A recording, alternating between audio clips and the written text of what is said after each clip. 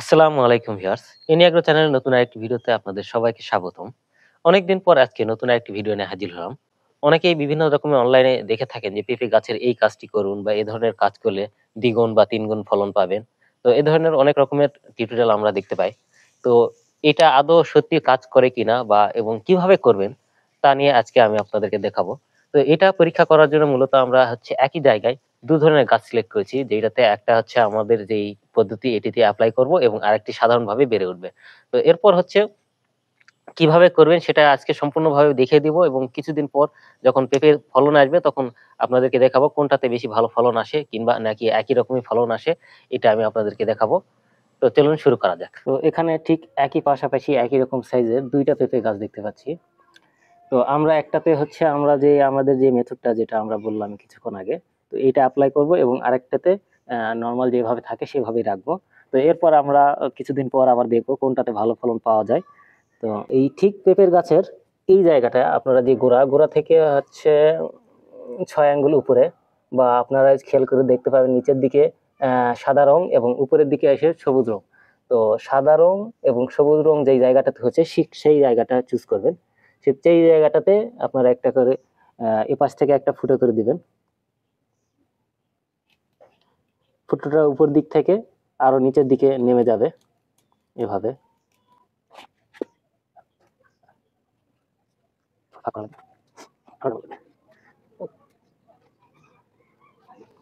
এবং এপাশ থেকে আবার এভাবে ঠিক এমন ভাবেই আরো একটা ফুটো করে দিবেন।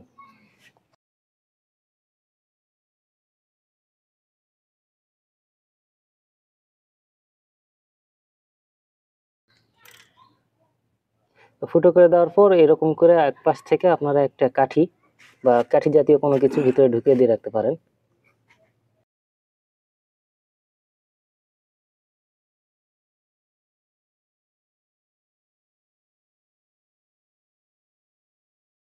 এভাবে কাঠি ভিতরে ঢুকিয়ে দিবেন এবং ডান পাশ থেকে ঠিক এভাবে আরেকটা কাঠি দিয়ে দিবেন।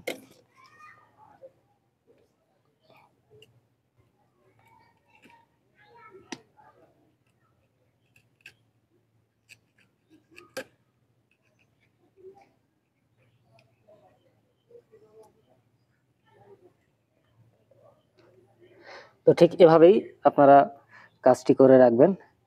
এই ছিল আজকের ভিডিও। আজকে আমি আপনাদেরকে দেখালাম কিভাবে কাজটি করতে হয় এবং আপনারা প্রয়োজনে এখানে ঠিক কাটা জায়গাটাতে যদি পিঁপড়ার উপদ্রব থেকে বাঁচানোর জন্য একটু হলুদ বিছিয়ে দিতে পারেন।